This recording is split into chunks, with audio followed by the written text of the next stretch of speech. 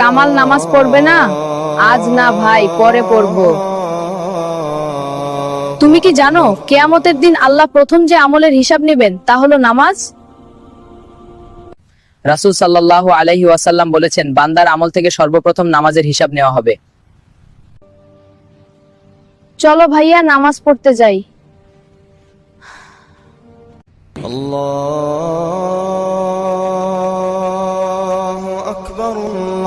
কামাল নামাজ পড়বে না? আজ না ভাই, পরে পড়বো। তুমি কি জানো কিয়ামতের দিন আল্লাহ প্রথম যে আমলের হিসাব নেবেন তা হলো নামাজ?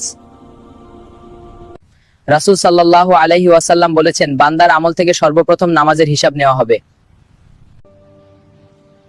চলো ভাইয়া, নামাজ পড়তে যাই।